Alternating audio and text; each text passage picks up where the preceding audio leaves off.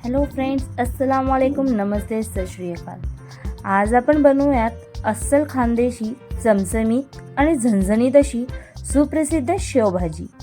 पावसाळ्याच्या थंडीमध्ये ही मस्त अशी झणझणीत भाजी भाकरी बरोबर इतकी जबरदस्त लागते की तुम्ही एकदा नक्की ट्राय कराल। ही भाजी कशी सर्व करायची, कोणत्या पद्धतीने करायची हे आपण या व्हिडिओमध्ये जाणून घेऊयात। जर तुम्ही या चॅनलवरती नवीन असाल तर चॅनलला सबस्क्राइब नक्की करा।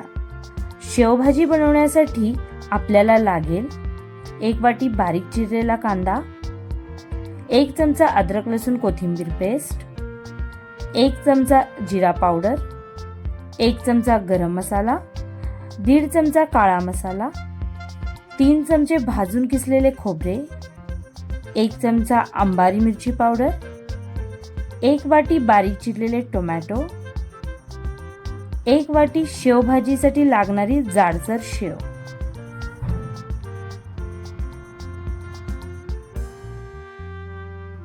आता एका कढईमध्ये 1.5 टेबलस्पून तेल घेऊया, थोडेसे जिरे घालून फोडणी देऊया। त्यामध्ये बारीक चिरलेला कांदा चांगला ब्राऊन होईपर्यंत परतवून घेऊया। कांदा चांगला ब्राऊन झाल्यानंतर त्यामध्ये 1 वाटी टोमॅटो ऍड करूया, तोही चांगला परतवून घेऊया। टोमॅटो चांगला परतल्यानंतर त्यामध्ये 3 टेबलस्पून खोबरे ऍड करूया, त्याला चांगले सॉते करून घेऊया। कोथिंबीर पेस्ट,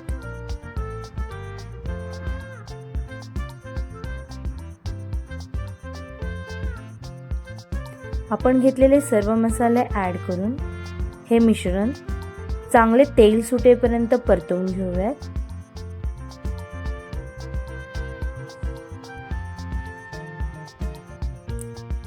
जो काळा मसाला आहे त्याचा फ्लेवर या मसाल्यामध्ये पूर्णपणे उतरला पाहिजे।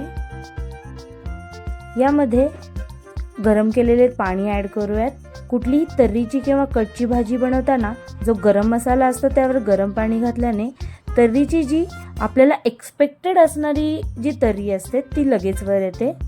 कन्सिस्टन्सी तुम्ही तुमच्या आवडीप्रमाणे ऍडजस्ट करू शकता। 4 ते 5 मिनिटे चांगले उकळून घेऊया। जनरली कट घेऊन त्यावर शेवभाजी घेऊन सर्व केला जातो, परंतु खानदेशी रेसिपीमध्ये शेव रस्स्यामध्येच घातली जाते, जेणेकरून जो शेवचा फ्लेवर आहे तो या रस्स्यामध्ये उतरला जातो। आपली जी खानदेशी झणझणीत शेवभाजी आहे ती खाण्यासाठी अगदी तयार आहे। आज वेळात वेळ काढून तुम्ही ही रेसिपी बघितल्याबद्दल तुम्हा सर्वांचे खूप खूप मनापासून धन्यवाद। पुन्हा भेटूयात अशाच एका छानशा रेसिपी सोबत। तोपर्यंत मस्त राहा, खुश राहा, आनंदित राहा आणि सगळ्यात महत्त्वाचं खात राहा।